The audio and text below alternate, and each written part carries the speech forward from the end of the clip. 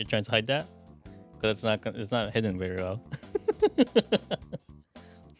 It's okay. You can just put it there. Stand by. Okay. I don't want to look double parked. Double park. Booking your next drink. All right, the Den. Welcome back to the Den. I'm your host, Masashi, and as always, I'm here with. I'm Jayden. I'm the Den and the Den. Everyone calls me Jay. What's up?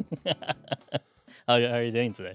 I'm good. Feeling a bit better. I've been a bit sick these last few days. Yeah, you contacted me. Like I feel I have like a 38-degree fever or something. Yeah, I woke up Wednesday night, Thursday morning, not feeling too well.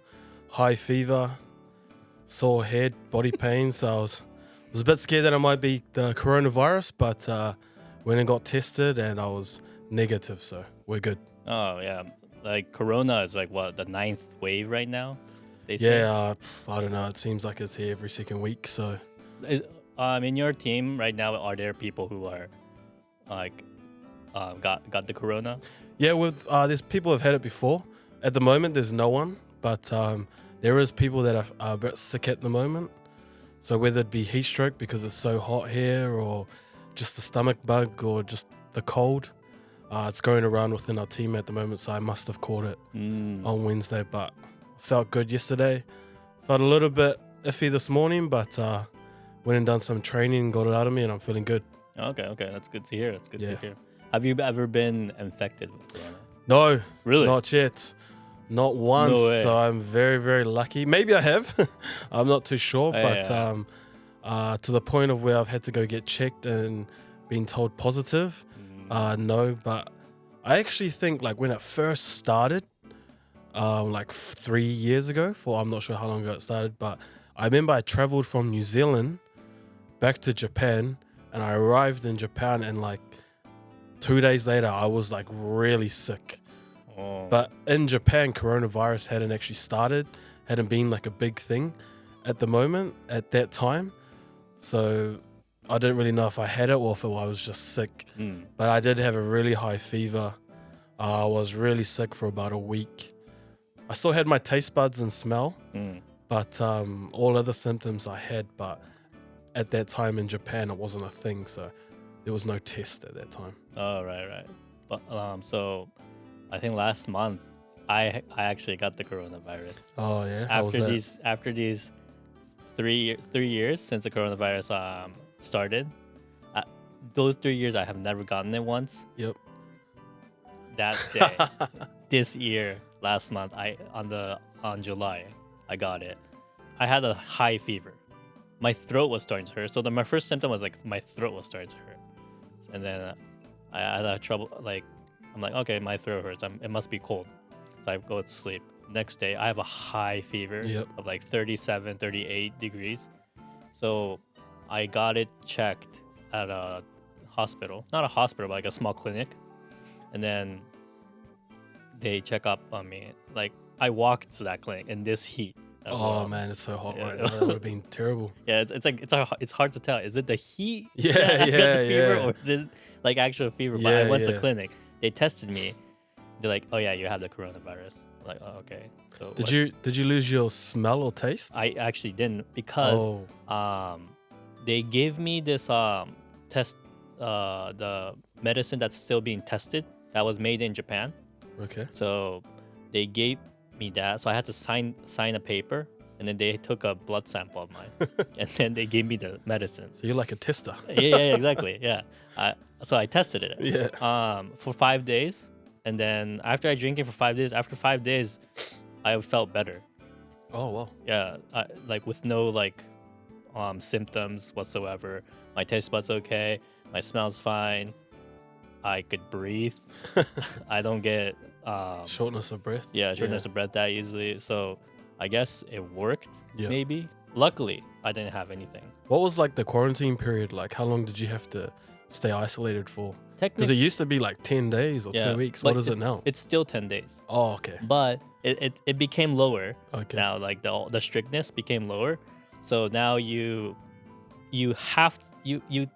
could get out technically after 5 days, but they tell you to wait until like 10 days to get it like everything out of your system in a way. But I had work that the next day. On the day I got the corona, I had work the next day. So I called my producer and I'm like, I can't go. I had the coronavirus. And he's like, okay, we'll reschedule. So they rescheduled everything a week after. And then I went, I worked after a week after I recovered from the coronavirus. Oh yeah, well, that's good that you've recovered then. Yeah, it's really frustrating though because I've never had it, and out of this year, I happened to get it. Yeah, that was really like, that's a good experience, but it's a frustrating experience as well. Yeah. Do you get sick often? Because I'm someone that I rarely get sick, but when I do get sick, I get really sick. Well, it's seasonal for me. Like when the season changes, like this only happens in Japan though, because I guess I lived here for so long. Like every time a season changes, I tend to get like a really bad headache or a bit of a fever in a way, but it's not as bad. But that's when I get it. It's seasonal change. I get it a lot. Fair enough. But I had influenza during my college year, university year, and I never went to the hospital for that. I waited it out. So I was like coughing in my room. Oh, okay. I hate those tests that you have to take for the corona PCR and the influenza when they put it up your nose. Oh, yeah. I had to do that on Wednesday 2 times up each nostril, and really? Man, I hated it. They only did one for mine.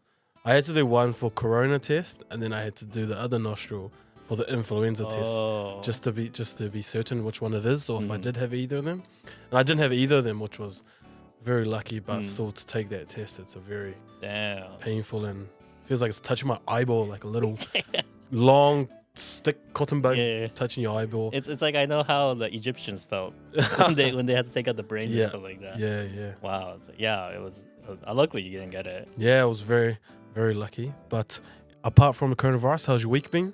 Busy with work? Yeah, busy with work. Luckily, very busy with work. A lot of editing. Yeah. Just a normal editing week for you? No special events or special projects or anything? Nothing. Apart from the den? Yeah, apart from the den, nothing. But like, so today what I want to talk about with you is the language in Japan. Yes. So last time we talked about how when you first came here to Japan, you talked about your first word, which was atsui. That was the first word that you learned. But like, when you lived here for 10 years, over 10 years now. So you must have like picked up like a couple words that's like good to learn first. For those who don't know the language, a useful word, useless word, but like when you first came, you didn't know that much of a language, but you came here to live for a long term. How did you study the language itself besides like talking to other people and stuff? So I studied the language. So I was in university. We did have Japanese class where we learnt the language. So just your typical Japanese class where the teacher teaches you language, vocab, grammar, all that stuff like that. I got taught in the classroom, but I'm not much of a classroom person. I can't really sit down and study it. I'll listen, but it just won't stay in my brain. So I need to do like physical things, like cards. Like a friend that I came over with, he made like these katakana and hiragana cards, which are like alphabet cards to like remember the alphabet, like A, I, U, E, O, stuff like that. So that was like, we were playing like cards with that, like what's this card? Lay it all out on the table, pick the A card. So that was one way that we learned how to learn the grammar. But the best way for me was just like just trying to increase the amount of times that I was forced to kind of use it. So like I would learn in the classroom and it would just like be stuck in my brain, but there's no really practical way to use it within the classroom. So I remember like going to training and like trying to like speak to the other guys in the Japanese language, like saying like nani or moikai or something like that, which means like what or one more time, or like arigato, just forcing myself to use the language as much as I could. Because I would learn it in the classroom, but that's where it would stop. So once I would learn it in the classroom and put it into practical, that was the best way for me to pick it up and learn it over time. Go to McDonald's. It's a Western restaurant, so there's it's like Big Mac and stuff like that. But like learning words like kore, sore, like this, that. Just saying like kore, please, which means like this, please. It's like pointing.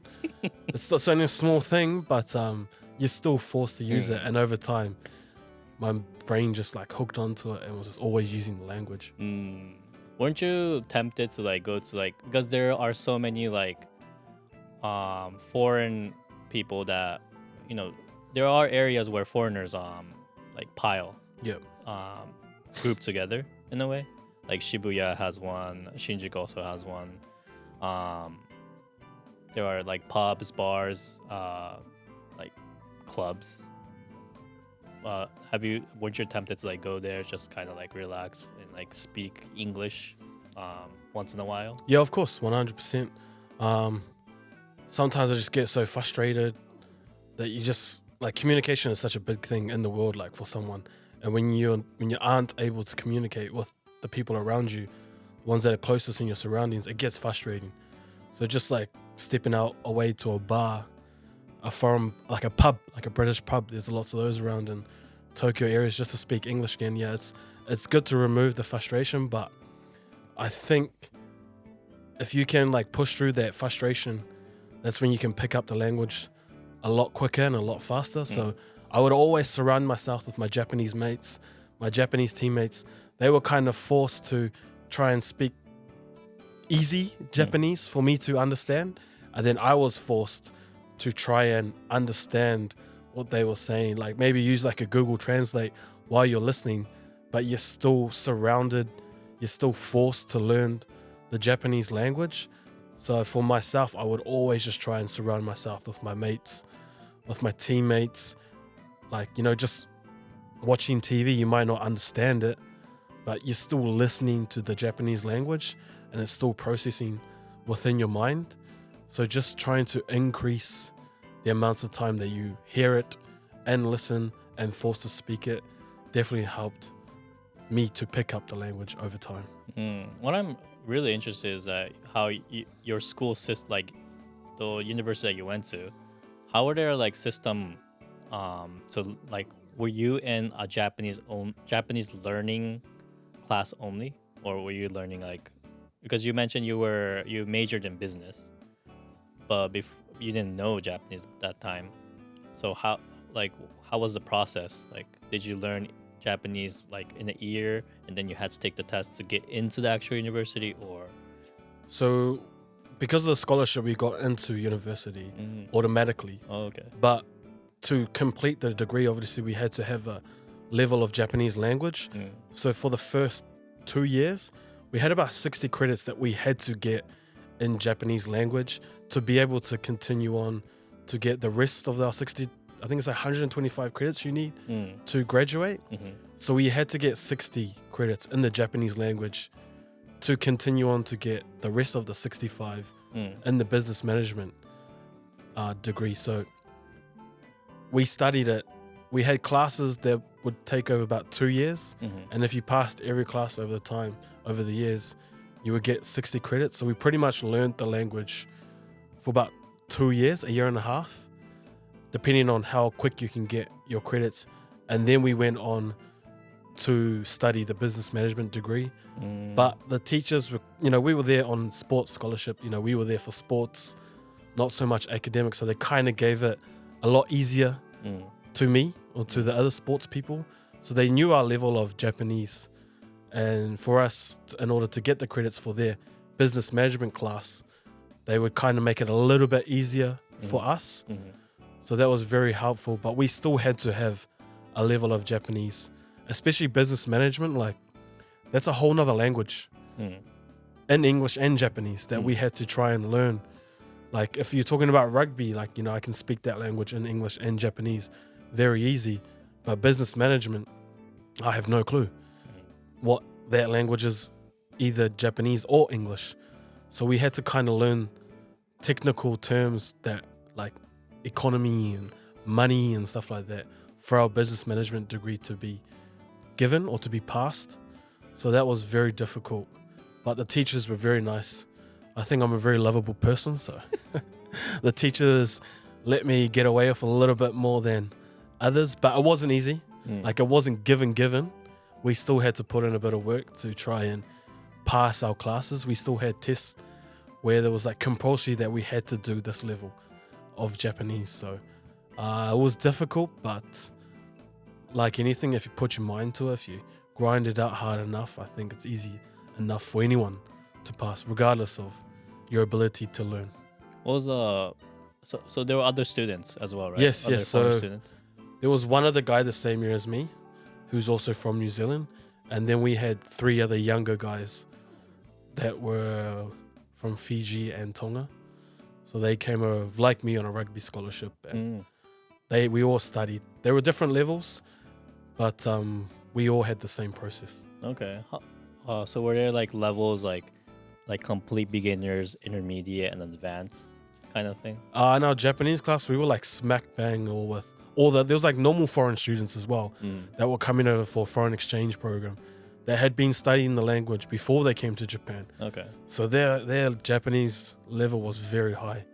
So we were still new to the language. We were still trying to learn the language, and we were trying to catch up to these other students from like China or Vietnam or America that had come over to continue their Japanese language studies. So we had to play catch up with those guys as well. So that was very frustrating and difficult at times. But that also kind of like, we're sports people, so we're quite competitive. Whether it be in a classroom or whatever, especially me, I hate losing, no matter what it is, especially to, just a normal person. So that kind of motivated me and the other guys to try and pick up the language a lot quicker. And they were in like a foreign community, so they learnt Japanese in the classroom, but they were hanging out with each other, so they were speaking English a lot compared to us, where we were learning it in the classroom, then we'll go back to our team and train with our teammates, and we were still learning the language, we were still using the Japanese language. So that was that definitely helped in our advantage, because we didn't have that time to hang out with them because we had training or we had camps or stuff like that. So the amount of times that we would learn it and then put it into practical was a lot more than just being a foreign student over here in Japan. That's good. You guys were forced yourself to be in the Japanese environment. Yeah, definitely. Because like all the sports team, I'm sure they're all Japanese. So yeah, you kind of had to communicate in Japanese. Yeah, so we were forced to kind of communicate as best as we could in the Japanese language. And, we're there for 4 years at university, 3 or 4 years. So, over time it becomes easier. You just have to force yourself to learn it. There'll be frustrating times, but if you can overcome that, it just becomes easier in time, like anything you do. What did your teammates teach you, the first, like, Japanese language and stuff like that? Some good words, some bad words. Everyone's just like when when an English speaker teaches a Japanese person, you always teach them the bad words. Yeah. So they would always teach me the bad words, or I don't know if it's good to say, but bad words. Like, we had guys from like Kansai, and they were like speaking like a whole different language, which I thought was so cool. And so I wanted to like learn the Kansai language, and they have like their own bad words, stuff like that. So it was definitely learning words like from what they would teach me, but mainly just rugby terminology, because we had to try and communicate with our teammates, because if we couldn't communicate, we weren't going to go good, because they were pretty much waiting for us to lead them in terms of play on the field. And rugby is a 50-man sport. It's not just 1 or 2 people. So we had to improve our communication so that the whole team could be good together. So we were just trying to learn rugby terminology like jackal, tackle, which is like pretty much English. Yeah. But it's the way you say it. Like tackle is like tackle, but they say like takuru. Takuru, yeah. Or like jackal, which is like when you go over. Jakkaru. Jakkaru. Or rak, oh, they call it raku. Raku. Yeah. So trying to fix that pronunciation so that we could communicate better was frustrating because we had to adjust our English level. Because it was English words, but we had to say it in a Japanese way. But once that communication improved, that definitely helped. Life in and outside of rugby. So like katakana are the words that's very close to any foreign word that Japanese people say are all in katakana. Like you just say jackal is jakkaru, rak is raku. And those things like Mike will be like Mike. Yeah. That's like same name as like Michael Jackson's Mike. Yeah, like even when you say it's like Maikeru. Maikeru. Yeah, so it's just like, especially when you try and speak English words in a Japanese way. Yeah.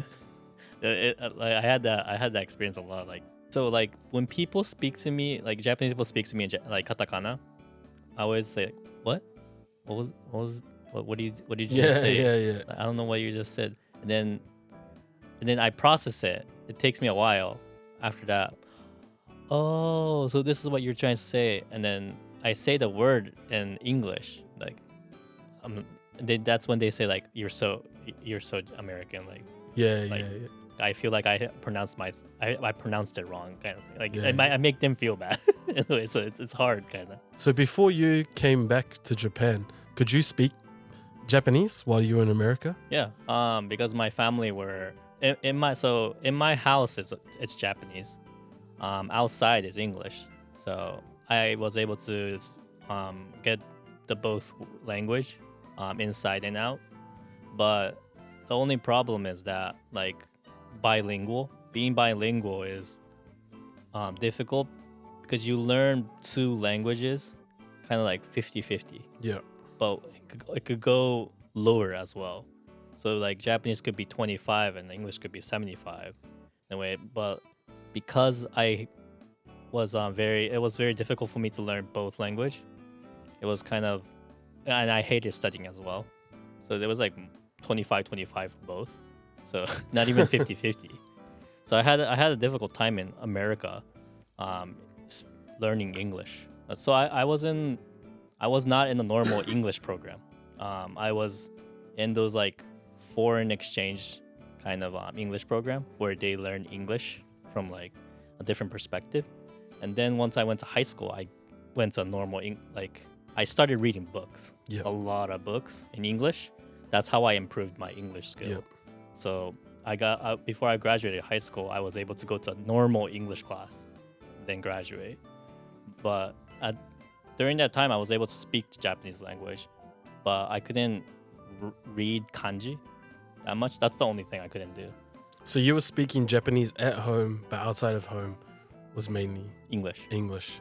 So once you picked up the English language, you were in a normal class. Did you feel like you were still left behind, like you were a little bit behind other people in your classroom, or?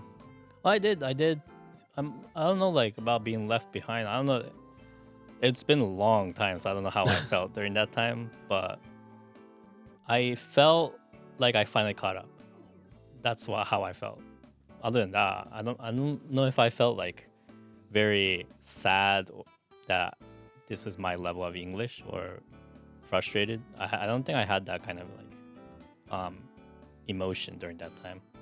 Do you think that restricted your English learning though? Like you would always, when you go home, you back to Japanese, and then you go back outside of your home and you're trying to pick up the English language again. Do you think that restricted your learning or not so much? Not so much, I think. I think like it's choice. I feel like it's either you want to study or not. Yeah. Because like, you know, when you live a normal life, you speak the language, you pick it up. I mean, you could tell by my like accent that I don't have a foreign accent when I speak English. So I have it's an American accent. I don't know if it's an American accent. It's a very American accent. People might say wrong thing. It's a very American accent. You sound like you're from America. But yeah, like I think that's one good thing. Like, okay. I was able to learn the language at the country, so I have the like actual native tongue, but at the same time in Japanese as well, like it's kind of blend in enough to speak the language properly. So it just, I guess I was fortunate enough to get best of both worlds. So do you think learning English in America was a lot easier to pick the language than if you were to learn it here in Japan? Definitely. I mean, like, look at the environment here. Like, it's not English friendly yet. There are areas where you could use English language because there's those who actually learn the language and could speak it, but it's still not everywhere. It's still limited. So, and then like everything's in Japanese. Obviously, it's Japan. Like TV, the signs, the menus. Well, menu not so much, I guess, now because it's in English as well. But like, and like there are more people who could only speak Japanese than those who could speak another language. Like, there are probably not that many bilinguals yet. I don't know the ratio, but that's my kind of image. Like, if I was raised in Japan, I think I wouldn't have this accent right now. Like, for a fact. Yeah. I'll probably have that Japanese English accent. So here's the real question. Is Japanese your first language or is English your first language? That is a good question because I have no idea. Like, I want to say English. Yeah. But I feel like, I think I don't know, like, I was a year old. I don't know what I spoke during that time. I'm pretty sure I said mom or dad. But I think it's Japanese is my It's Japanese? Yeah. Like, if it's one word that I had to say, like a mama or like dada, then it's probably Japanese. Yeah. Like, it's katakana, but it's Japanese. Mama. Yeah. But yeah, in your case, that's different because you're English. But no, New Zealand speaks different language, right? New Zealand, they speak Māori, Māori. which is another language, but it's not many people speak it as much as there used to be. It's definitely coming back into the culture, into schools and stuff like that in the country, but it's definitely a language that is decreasing year by year because they don't teach it as much. Not many people speak it as much, but that's another language of New Zealand is the Māori language. But my family, so I'm Cook Island Māori, which is like another Pacific island, close to like the islands of like Fiji and Tonga and Samoa. So my grandparents, they both can speak Cook Island language fluently. That's their first language. And my mum, she can understand it and speak it a little bit. But it never really got passed down to me or my brother, which was, kind of a stink thing. But just living in New Zealand, it's not a big language. So if we didn't learn English, then the Cook Island language wouldn't help us get into schools, wouldn't help us pass tests. So obviously English had to be our priority language to learn, but it's definitely cool listening to my grandparents speak to each other in the Cook Island language. Like myself, now that I can speak another language, I definitely see the power and the importance of having another language. I'm not Japanese, but carrying that tradition of another language is very important to the culture. And I think my mum, she's really understood that, so she can understand it and she's trying to speak it, so she's learning it every day, because that's how my grandparents they communicate to me and my brother in English, but it's kind of like broken English. Especially my grandmother, she's got like, she breaks down her words into like, sometimes you have to puzzle it together what she's saying. But when my grandparents speak to their siblings or to their cousins or the older family, it's so cool to hear that Cook Island language with them speaking. But for myself, it's just predominantly English, which is my first language. And I wouldn't say I'm fluent in Japanese, but Japanese would definitely be my second language right now. Like your family and your second family here in Japan. Yes. You mentioned that your grandparents speak to you in a broken English. Yes. That goes the same for you, doesn't it? You speak to them and Yeah, broken Japanese. Especially the first time I came over, I was still a young student, so my Japanese was not the best. And them being a very older, traditional Japanese lady, she's like probably a whole different era of the Japanese language. So you have to speak real proper Japanese to her for her to understand. But I was lucky that my two older brothers, the Japanese older brothers, especially the one above me, he can speak English really good. And he lives in America, so his English is pretty much perfect. So he helps me to communicate with the others because the two parents, my Japanese parents, they can't speak English at all. And the oldest brother, he can kind of speak English, but not really. I think the next two that can speak English is my Japanese niece, my oldest brother's oldest daughter. Her English is very good. Oh, really? Yeah. And her Japanese is a lot better than mine, so sometimes she teaches me Japanese, and when I'm trying to communicate with them, she can kind of like pick it up. So her English is definitely learning every day, but very impressed with her level of English. Like, I don't know if it's just like I do this a lot when it comes to language. Is that like someone speaks like a certain like word to me, and then I process it in my head and kind of like take the meaning. I did this in English a lot as well. Like when I learn a new word, like when you read a book, it's in a sentence, right?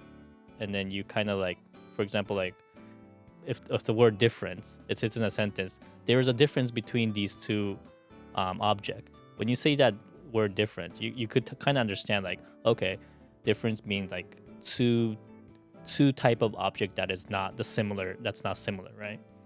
Do you ever process that in Japanese as well? Like you hear a new word, and then you kind of like try to understand it yourself and kind of like process it in your head. It probably means this. Do you get that? Yeah, I think like just in general, the Japanese language, I always feel like when they speak, then I have to translate it in my head to English, and then I have to translate that, what I want to say, from English to Japanese. So I feel like every time I speak, I have to process everything twice as much as if I could speak it or listen or understand it fluently. So even when I learn new words, like hearing new words, I love hearing new words and I love trying to use the new words, but I have to understand what that new word is, and then I have to understand when that new word can be used and when it can't be used, because Japanese is like times when you can use certain words that you can't use it at certain times. So it's like you have to process everything like 2, 4, 6 times more than if you could understand it fluently. It's mentally challenging and very draining at times, but I really enjoy learning the Japanese language now that I'm at a certain level of being able to speak, so continually improving. Although at times it's frustrating and can be very difficult, it's a challenge that I really like to take upon and really enjoy trying to improve my level of Japanese. When you first like learned the word, like when you came as an exchange student, for example, like you didn't know what probably like good morning. No, I absolutely had nothing. Like I'm I sure- knew sushi. I'm sure like, Sushi. sushi is Yeah. sushi is like English as well. So. But like I'm sure like your parents in Japan Yep. said like Ohayo every time. Yeah. When you heard that word for the first time, did you kind of like guess what the meaning was, or did you ask them what it No, I just guessed because it's the morning time. They say was? Ohio.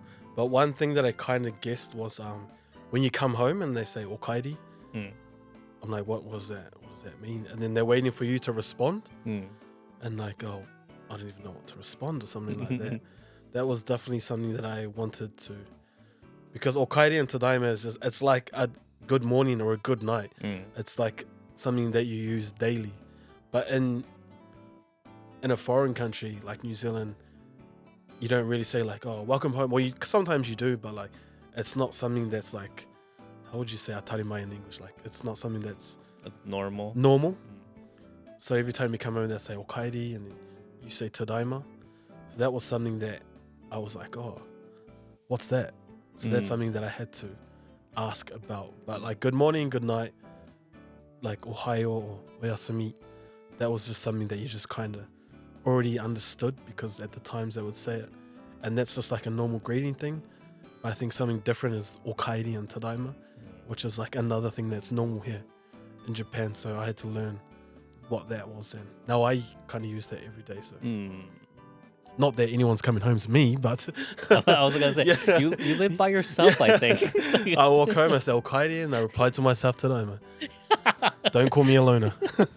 No, you Come on, guys. You probably Just have me a and my robot. friends. Yeah. I'm talking to Alexa, Alexa. but I don't have one. But What was that other robot that SoftBank had? Pipbaku. Peppergun. Have you ever thought of buying one? never heard of that. Really? Peppergun? You never heard of it? That white robot that has an iPad in front of it. Oh, the Moves thing around. that's like, yeah, SoftBank has those little robots. Yeah. When And you go to sushi, some yeah, sushi sushi places. restaurant has one. Yeah. Oh yeah, no, whoa, that's scary. When you say okaeri, say tadaima. No, that's a bit freaky. One of those little things walking around the house.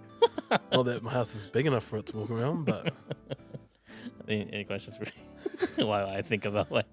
I literally had a question for you, and then you brought up pipa, and now I forgot it because I was trying to think of a robot, which made me forget my question for you. Thanks for distracting me. Because I was trying to think of a pipa. Peppergun. Was there any word that like kind of like in katakana and stuff that kind of like frustrated you learning it? Because like when you there are times for me when I speak Japanese is that when I speak in katakana, I can't say the word properly at times, even till now. Even now I can't do it like can, kang. That I could do that normally. But when it's like a long word, I can't tend to say. I tend to say in more English, kind of close to English. Were there any times that you had those kind of situations? I think just katakana, trying to speak katakana in general, when you're trying to explain it to a Japanese person, because your pronunciation is always going to be how it's pronounced, but they don't understand that. So I always get it like, I'm not too sure, but like something like Aquarius. Aquarius. And then, Aquarius. but when you say it like, it's like Aquarius. Aquarius. And then they're like, what? What'd you say? And then you go, Aquarius. They're like, oh, you don't, like for me, I do not understand the difference of what I just said. But just that little bit of like saying each vowel so clearly, that's what makes them understand it. And they go, oh, sorry, because your pronunciation is so good. And I'm like, they're like, Hatsuon ga mo yosasigi. Yeah, I get that a lot. And I'm like, is that a bad thing then? Like, because they're saying your pronunciation is good. Your pronunciation is like too good for them to not understand. Right. So you don't know if that's a good thing or a bad thing, just in katakana in general, but like just saying like, I would say like Aquarius or Pokari Sweat, and they're like, what? But then you say like it slowly, saying all vowels properly, Aquarius, Pokari Sweat, and they're like, oh. And for me, I don't even understand the difference. They kind of sound similar, but just that slight change for them. Were there any like funny katakana words that you that obviously it's a katakana is like can be translated to English a lot more easier than the kanji and stuff. Were there any katakana that kind of like gave you the giggle in a way? Because there is one that I can think of right now. What is it? Karupis. Karupis. When you say it in English, kalpis. A lot of my foreign friends kept on saying that, like, oh, this, what?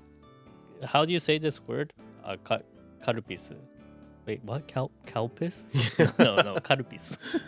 True. Yeah, I never Yeah. thought of that. Yeah, it sounds like I'm like, wow, that's true. Like because I know the language, I never really thought about it. That surprised me a That lot. is a new one. Yeah, I never thought of it. Yeah, you never think Like about it that. when you're in this country that much. Yeah.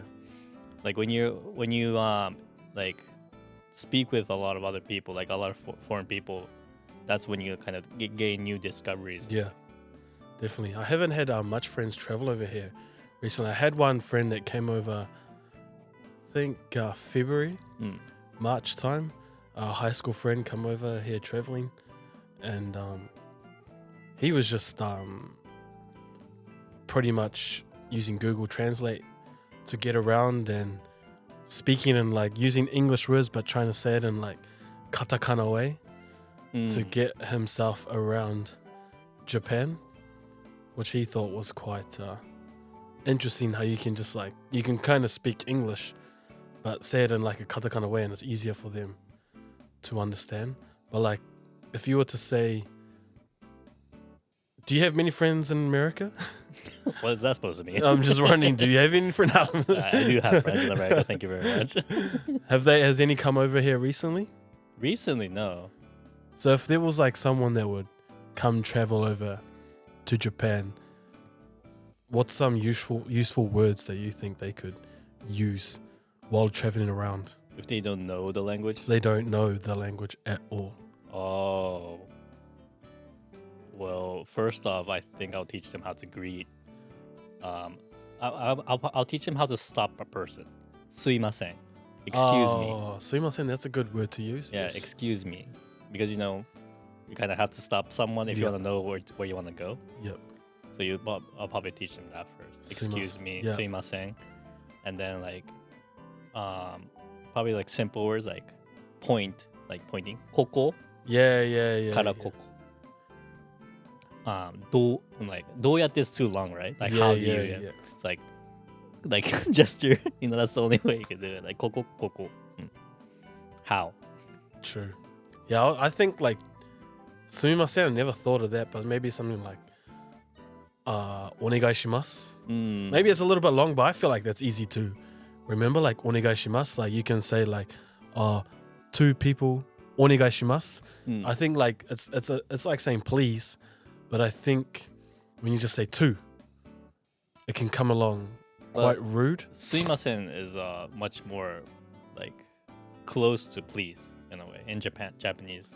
So would you like if they say how many people, would you go two sumimasen? Oh no, I wouldn't say that.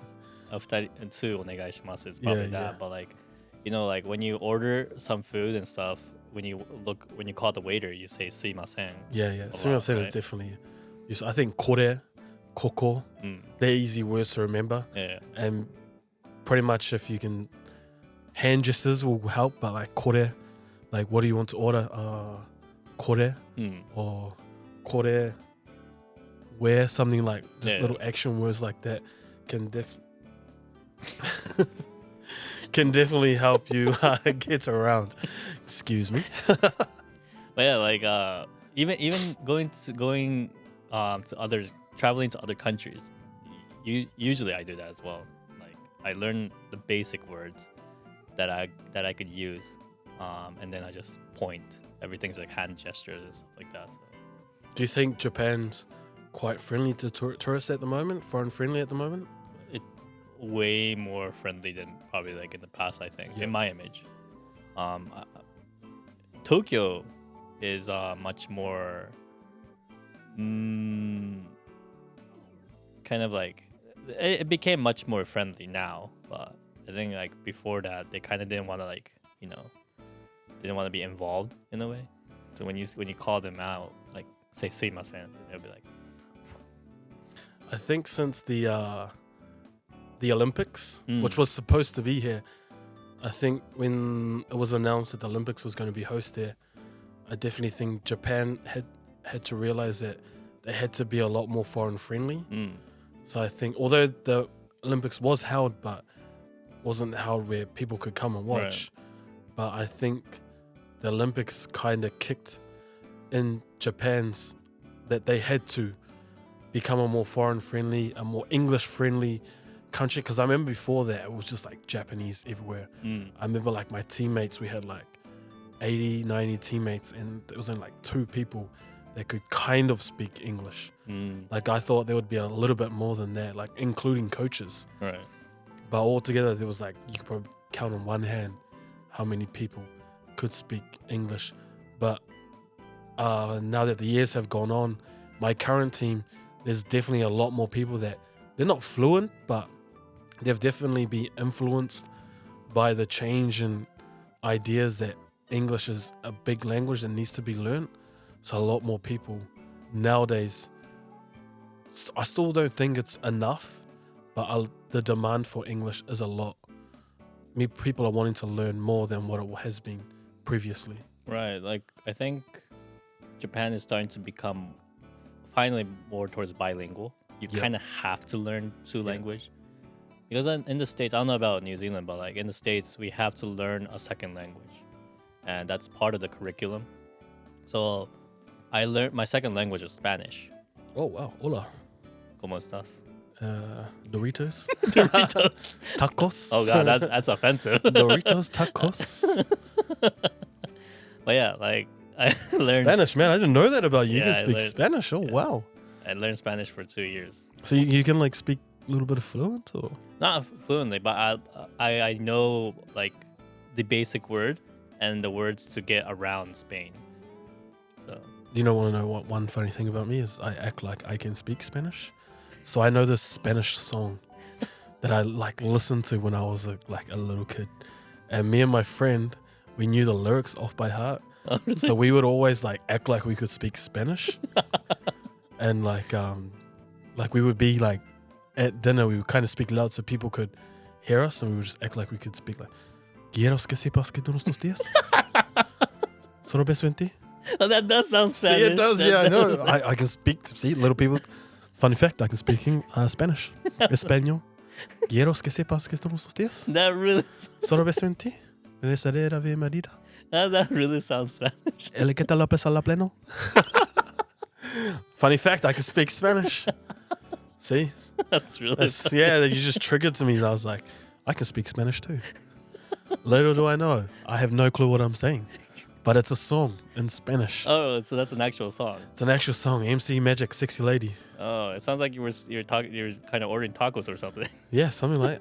So It sounds like What's- you're ordering 20 tacos or So something. there's like this ad in New Zealand that used to come on all the time.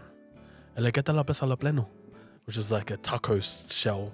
And I used to hear it all the time, and I remembered it. Oh, So okay. I act like I can speak Spanish. Wow, but French as well. Voulez-vous coucher avec moi, s'il vous plaît? That's a song. That's another oh song. really? Voulez-vous coucher avec moi? Wow. You don't know that song? No. So yeah, I act like I can speak French as well. That's really It's a hidden good. talent of mine. Yeah. So I can be an actor in French, or in French. I got an American accent as well. No, that's not even American. Troy Polamalu from the West LA. You sound Texan for some reason. It's a hidden fact about me. I can speak multiple languages. That is a talent. Yes. I never knew that about you. Yeah. Well, Wow. Like, I didn't know you could speak Spanish. Well, we both can speak Spanish, apparently. oh, you don't even know what you're saying. That's amazing. Wow, that's a talent right there. Yeah. So. Wow. Okay. In New Zealand, you guys don't learn second language? No, it's not compulsory. Oh, really? So so the thing that is compulsory is religious education.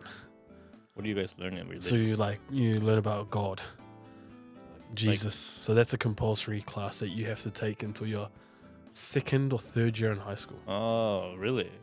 Religious education and sexual education. Okay. So that is compulsory. Okay. Priorities, I know, right? Wow, that's But I definitely think, especially in learning another language, that is definitely something. I know if I was to have kids, I would definitely want them to learn 2 languages, especially English and Japanese or something like that. The importance of another languages. It can pretty much increase your future opportunities if you speak 2 languages, especially speaking English yeah. and another one. So Yeah, I think it's gonna be the norm now.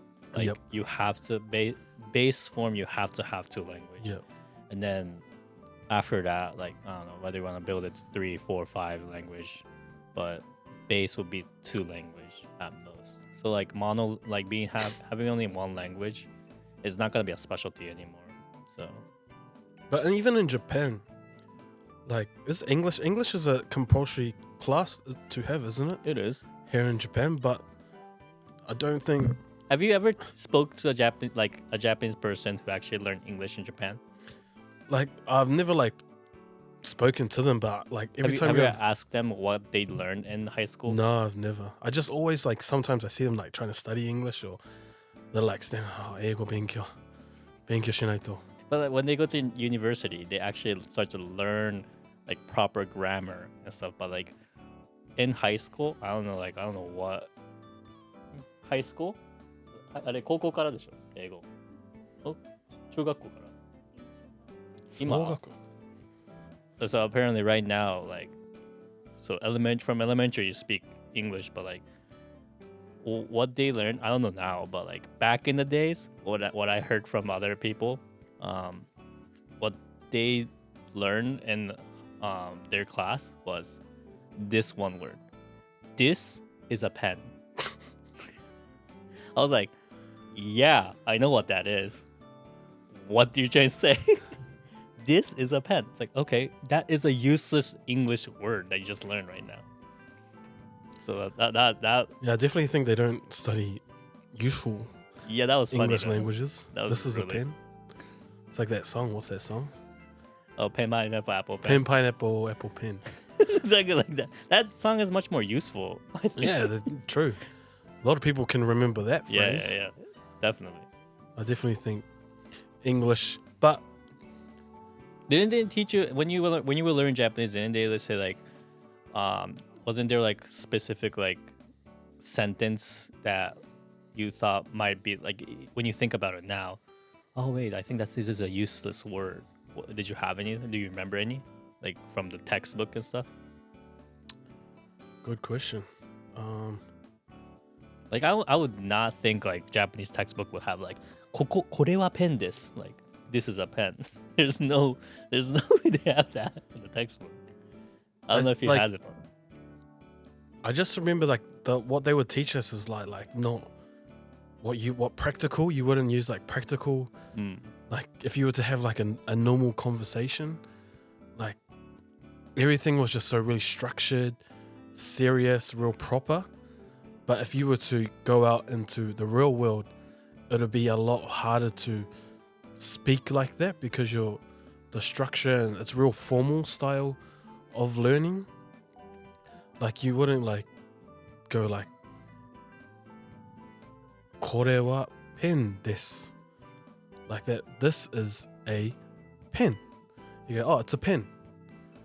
So I think like the difference in like the classroom language to the real world language of learning the Japanese language, there was a bit of a gap between, which is why I never felt learning in the classroom was best for me, because when you go out in the real world, you wouldn't speak like that proper. Yeah. Like not even Japanese people speak like that proper most of the time. Yeah. Like 80% of the time you wouldn't say これはペンです。それは何ですか? それは何?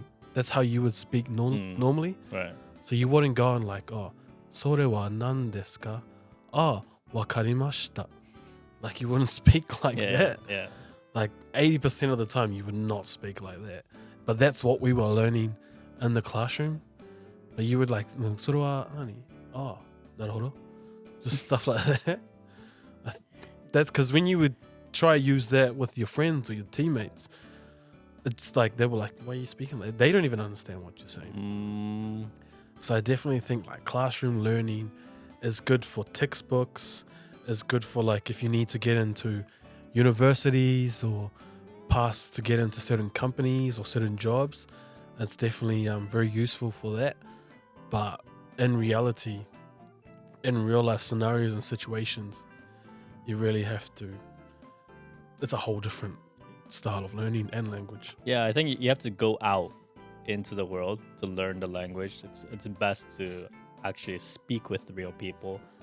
It's not like in classrooms, not real people, but like in real life situation, you don't use what the textbook teaches. That's in any language. So But like, what useful word that you probably could learn, you say is that like like これは what is, that is definitely a useful word. これは just saying just that, just not full sentence. これは then do people know what you're trying to ask? So if what they say from their mouth you can understand it, then that's one way to like communicate. これはこれ this is that. 何 those Yeah, kind of- これそれ I think those are very useful words to use.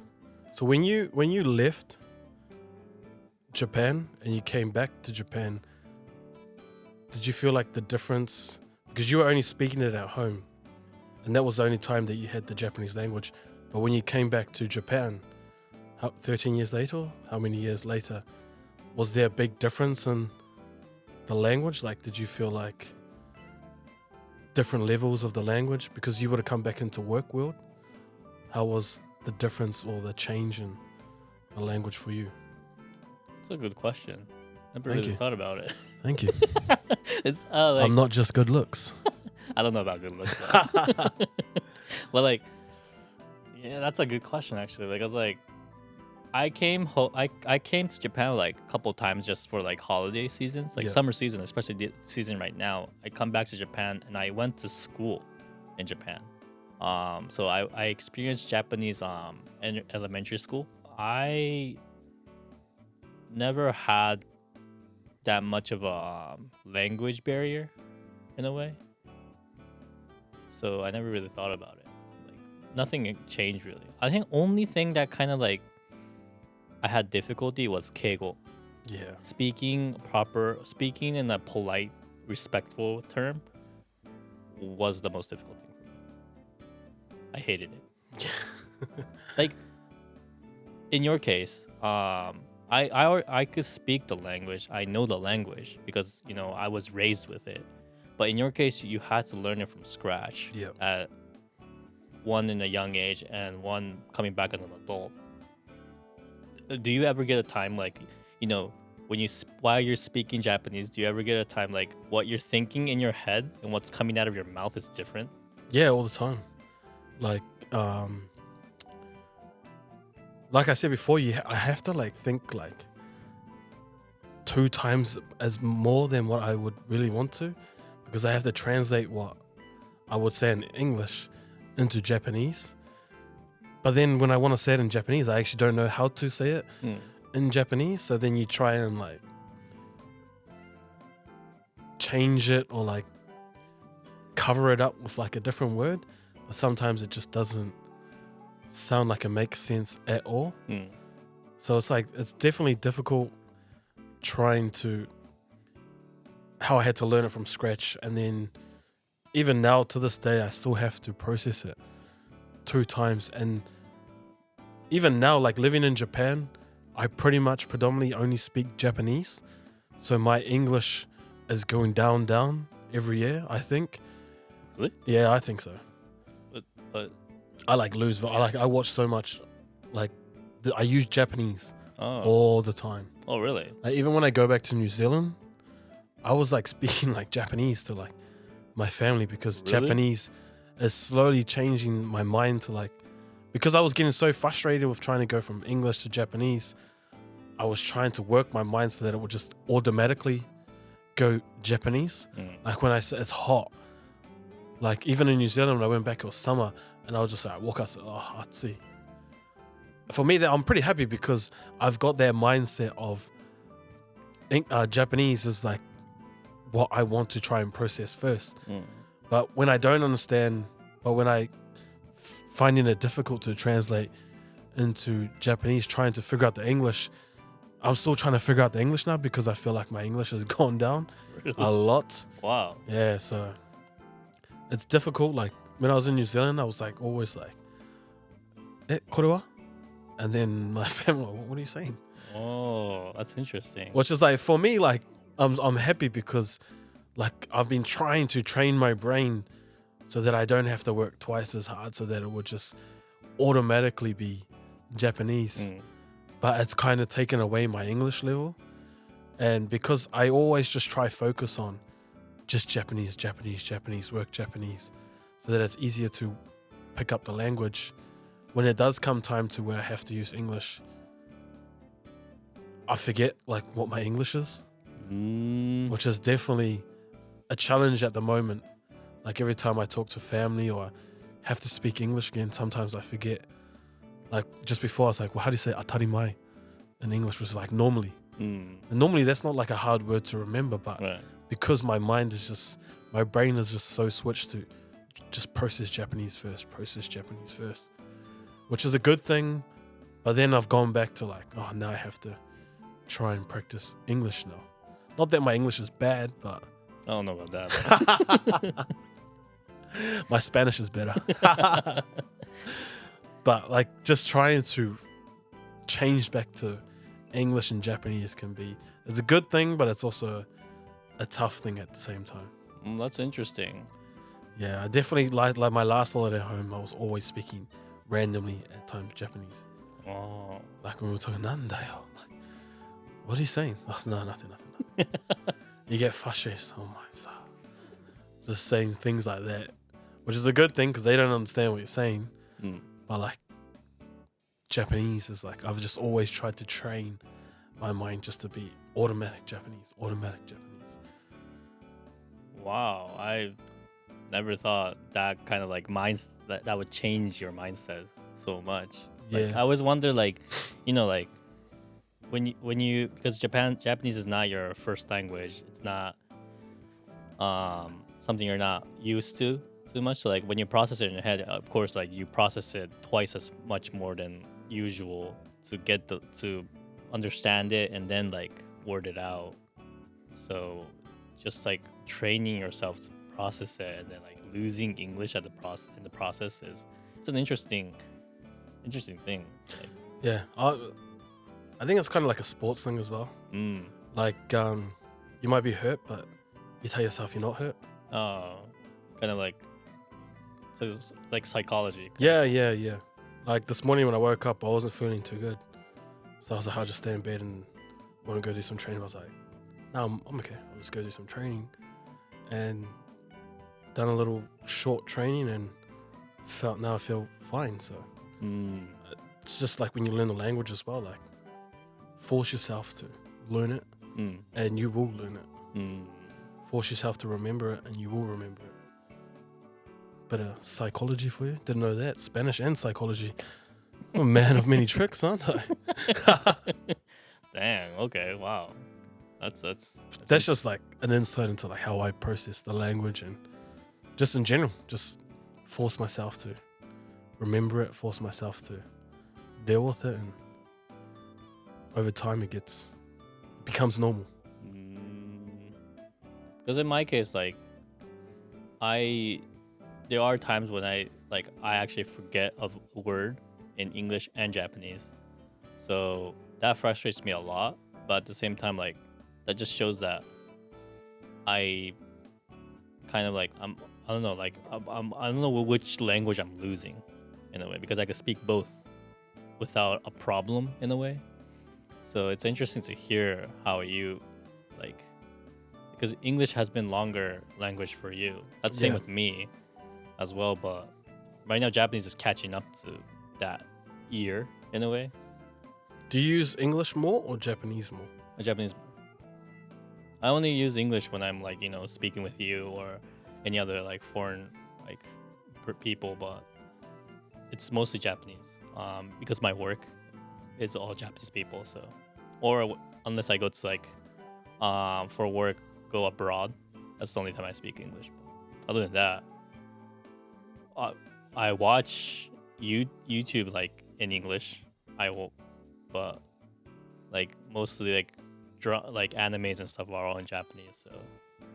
So do you feel like your mind is better to understand English or better to understand Japanese? So like if you're watching a Japanese anime and if it was possible to have English titles, would you focus on just the voice or the titles? Both. I tend to read the subtitles. Yeah. At the same time I listen to the voice.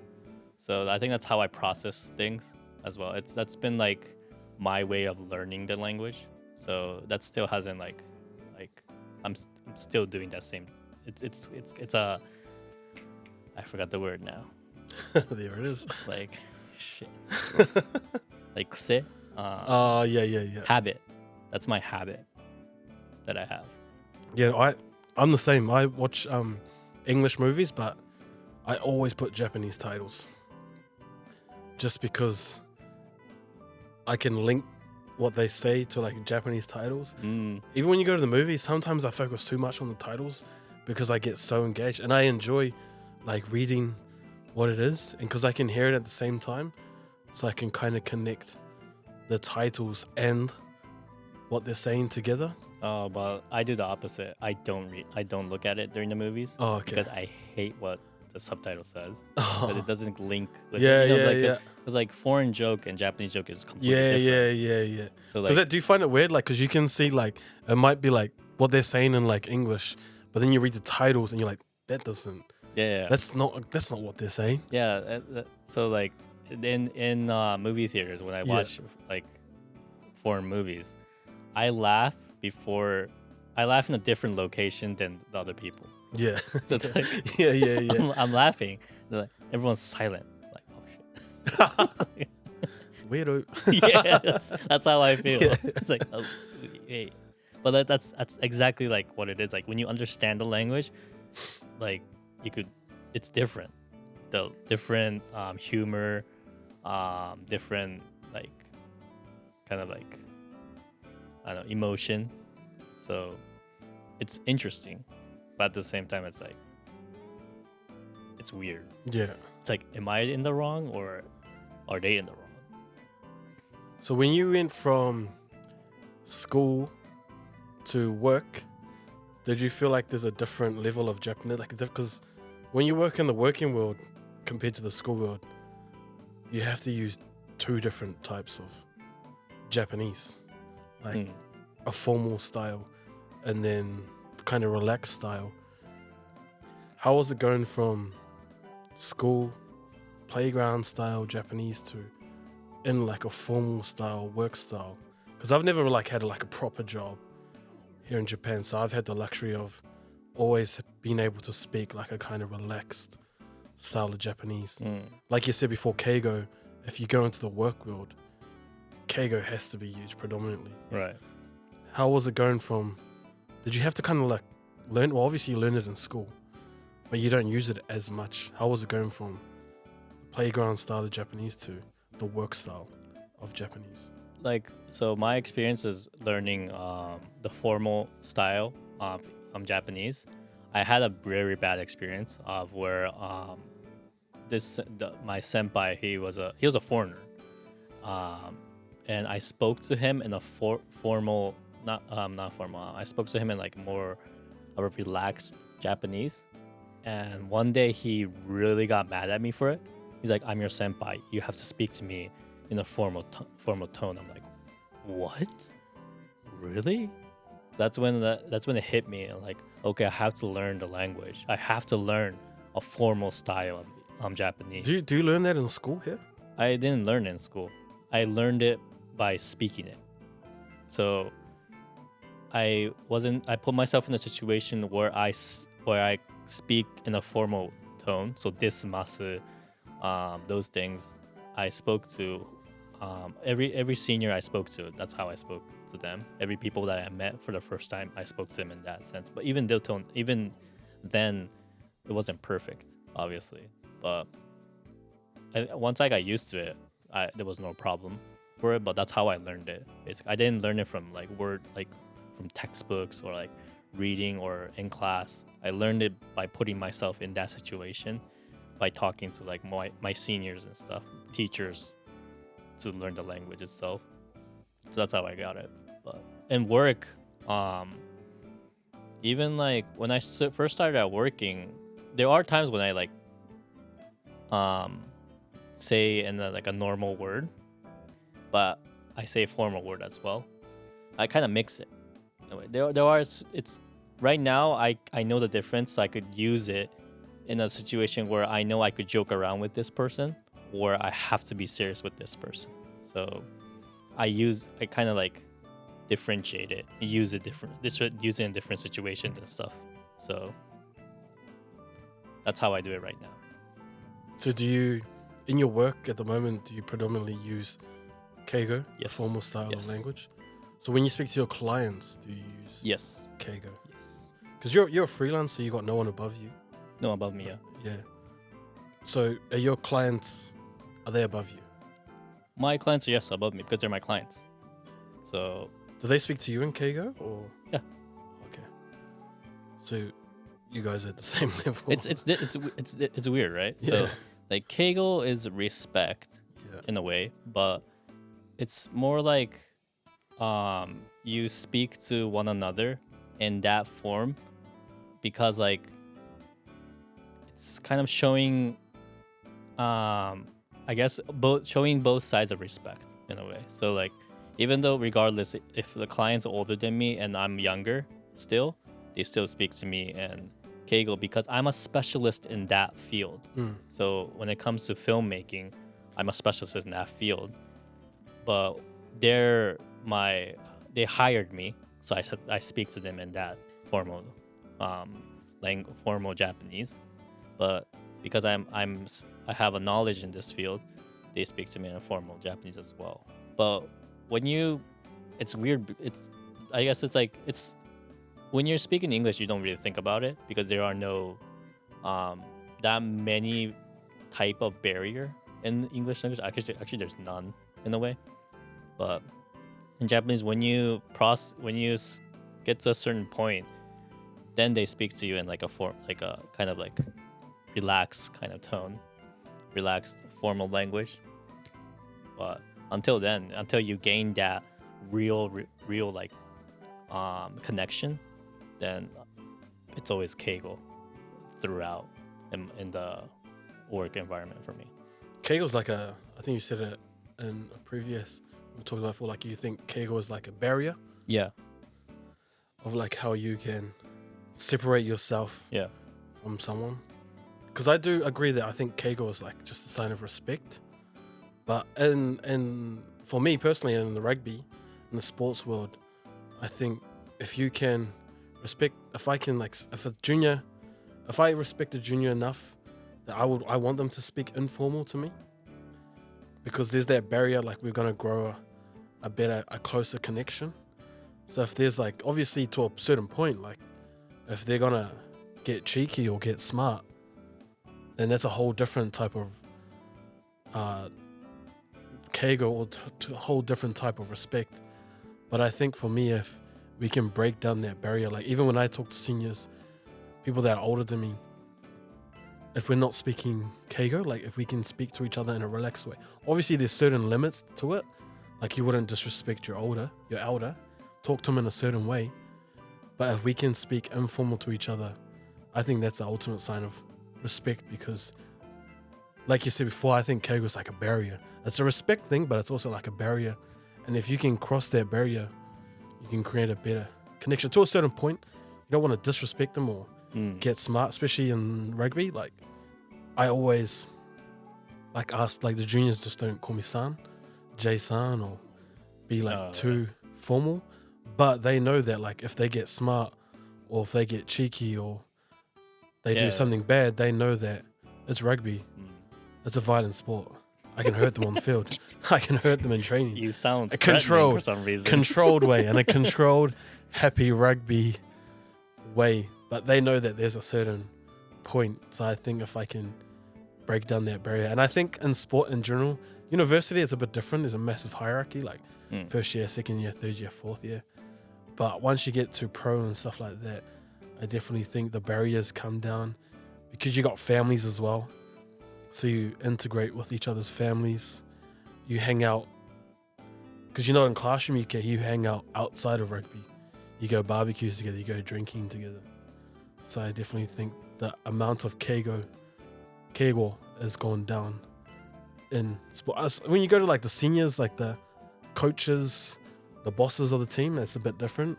But within the team, I think Keigo is not as present as it would be in a working world. Although it is our working environment, it's not as present as if you were to work in an office or something like that. It's difficult to explain because like it's kind of like you have to kind of experience it in a way. Like I speak Keigo, like you mentioned, like I mentioned before. Like yeah, it's a barrier, one form of barrier that I use, a technique in a way, that I use to kind of like keep myself away from connecting too much in a way, because I don't know, it sounds bad, but it's not. It's like one step for me to kind of protect myself before connecting with this person. So like even though if I'm close to one of my like clients and stuff, I use Keigo still. It's not like I all of a sudden like kind of become like all playful and stuff. I use Keigo in a different manner towards them, so in a joking way, so I could joke around with my seniors as well. So it's a different kind of form factor. Like there are different ways to use Keigo. Keigo is not just one form of like way to use it. There are multiple ways of using it. So that's why it's in Japanese language is such a difficult thing to master. Yeah, I agree. Because there's so many forms to use. Because there's one above Keigo. There is? Yeah. What is it? It's towards a god. When you speak towards a god, the emperor.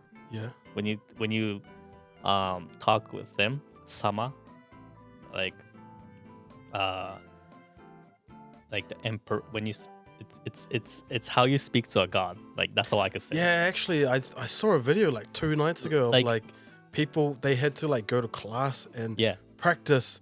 Like if you wanted to see the royal family or the emperor, you have to learn how to greet them and like speak to them. They like, oh yeah, I just saw that actually. Even in the like if you look at the news and stuff, when they're talking about the emperor, they speak in a different manner. They don't speak now in that the you think normal, about like, it. Keigo. Yeah. Oh wow. Yeah, like there's a book called Oshaka-sama, which is like the Buddha. It's a story about the Buddha with a spider. So this one spider is like going down to hell and then coming back. That's what the story is all about. It's a story about life in a way, like life cycle. Oh, okay. In a way, like if you do something bad, I don't really remember the exact term, but I remember there was the Buddha and there's a spider, and then the spider's coming down and going back up. It's like a process of going back up. Yeah. Now that I think about it, yeah. But that book, when you like research it, like that's exactly the words that they use. It's not Keigo. It's beyond that. It's a beyond respect in a way. It's like, you know, we're speaking to a god. Yeah, because I have two friends actually that work in the New Zealand embassy and the Samoan embassy, and I remember when they were to go and meet the royal family, they had to take lessons and classes on how to speak to them and how to greet the royal family. They had to like go to classes for like a week. Wow, that's a long before they could actually go in, and then they had to prove that they knew how to speak to them, how to greet them. Right. Yeah, I remember the word now. Sonkeigo. Sonkeigo. It's in a form. It's when you translate it to English, it's called respect. Respectful form. So if there's a formal form, then there's a respect form. So what is Keigo? What's Keigo? Keigo's form. Formal. Oh. Like, it's difficult. Formal is more Keigo. So when you're in a, like when you're speaking to clients, speaking to a customer, that's what you use. When you're speaking to the emperor or speaking about the emperor, or like anything else beyond that, sonke. Yeah, I definitely think Japanese language is just such confusing. Yeah, there's so many, even like to learn the alphabet. Yeah. There's like katakana, hiragana, kanji, and then you go to like keigo, then you go normal go, and now there's a sonkeigo that I just found about. You're learning something new every day. Yeah, I know. It's an overload of like the Japanese language. It's a very difficult language to pick up and learn. Yes, it is. Like even like the tone. Yeah. When you speak, when you're like trying to say this one specific word, it's not just that one specific word it means. Like depending on your tone of voice, like not tone of voice, but like depending on how you pronounce it, it's a completely different word. So like, for example, なんか似てる言葉で似てない言葉って何かあったっけ？あ、good one. That's a good one. That's a good one. Oh, yes. いる? Oh, This yes. is like, You're here? are you here? Need? Or do you need? Yeah. いる? That was difficult. Oh, that's so confusing. You're now that right? I think Yeah. about it. When you think about it, we use it normally because we know that we kind of understand the language. When you think about it, it like, depending on how you use it, the word meaning changes. The sentence itself changes. Oh, man. Wow. Now you got me thinking about the Japanese language. Oh my gosh. This is what I went. I feel like I'm a genius now that I can speak it, by the way. Yeah, right? Now that I didn't really think about it, yeah, I'm pretty much a genius. Yeah, like that's how difficult Japanese is. Yeah. People say it's like, some people say it's easy, but no. Like when you want to master the language 100%, there is no way that this language is easy. Yeah. Wow. Now that I think about it, wow. You got me in like going crazy thinking about the Japanese language now. I can speak. I'm a genius. That's all I can think about. I'm a genius. Oh, wow. But yeah, I definitely know that Japanese language is just, it's a language that will take time. Yeah. Especially when if you were to move over here, at first it's going to be so frustrating to try and learn it, to try and pick it up. Because when you learn it, you're just like, there's so many different types of way to learn it. There's so many types of Japanese. It's kind of an overload at first, especially when you read it in textbooks and stuff like that. Right. Because it's just, there's so many ways of learning it, so many styles of Japanese that you have to learn. But overall, I think for anyone that wants to try and learn the Japanese language, instead of like, obviously come over with a little bit of prior knowledge, but I think putting yourself in Japan, forcing yourself to kind of learn the language, to use the language, is the best way to pick up the language, I think personally, because that's how I picked it up over time. Books and notes and stuff like that definitely helped, but I think forcing myself to use it, to learn it, and to try and listen has helped me to speak the level of language that I know today. For anyone else, I think that's the best way to learn Japanese. Right. Like, I think, any language, best way to learn it is be in that situation, put yourself in that environment. That's the best way. Like 100%. Like learning from books. Like I'm not a book type. I'm not a textbook type. I'm not like classroom type. I like to learn it in action through the real environment rather than like in class learning it from a teacher. That's not gonna get me anywhere. That didn't get me anywhere anyway. So because once you see it, like just like words like atsui, you'll hear the other people say it, and you don't even have to like know what it means to understand what they're saying. Obviously, like really hot, and they're like, oh, atsui. Then you're like, oh, obviously that means hot. Or like just simple thing like, oh, someone bumps into someone and they say sumimasen. Like they bump into you and they'll say sumimasen. They'll say, oh, must mean like sorry or excuse me. Just like when you don't even have to learn it. You don't even need to know what it is. But you can kind of understand from the situation what that word means. So I definitely think it's a good way to learn the Japanese language. Yeah, like this topic could go on and on Forever. endlessly. So like I'm gonna have to cut it right here. But like language, Japanese language, very difficult. But very fun to learn when you start to get used to it. Yes. There are so many ways to like express yourself in Japanese. But yeah, thank you all for tuning in to our channel. Please like and subscribe if you liked what you see. And we do have a Patreon, so please support us on our Patreon as well. Until then, see you all on the next episode. Arigato. See ya.